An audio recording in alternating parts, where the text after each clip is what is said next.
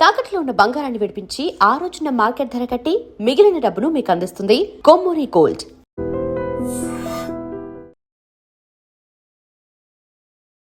ఇదొక పర్సనల్ మాట్లాడుతున్నారు. Personal topic లో తీసుకుంటే బాయ్ ఫ్రెండ్ లేడా? నాకు అర్థమైంది. పర్సనల్ టాపిక్ అంటున్నప్పుడే అబ్బా ఏదో పెడతాడు. లేడు, బాయ్ ఫ్రెండ్ లేడు.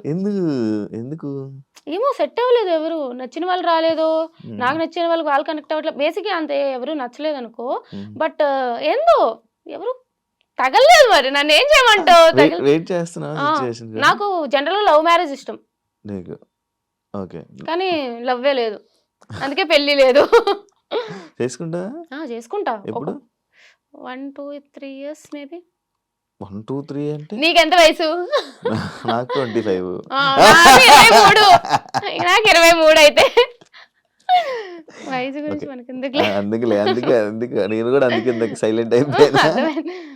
చేసుకుంటా, పెళ్లి చేసుకోవాలి కదా, ఒక తోడు లవ్ కావాలి. మీద ఇంట్రెస్ట్ అవన్నీ ఉన్నాయి కానీ ఎవరే దొరకట్లేదు. దొరికిన వాళ్ళని బెదిరించి పంపిస్తావేమో అని భయపడతా. ఫస్ట్ నా దగ్గర రావాలంటే భయపడి రావట్లేదేమో అని నా ఫీలింగ్. అంతే అంటే ఇప్పుడు ఈ మధ్య మెయింటైన్ చేస్తున్నావు కదా, నువ్వు మెయింటైన్ చేసుకుంటున్నావు కదా. మెయింటైన్ ఏముంది, ఒప్పుకో, యాక్సెప్ట్ చేయి.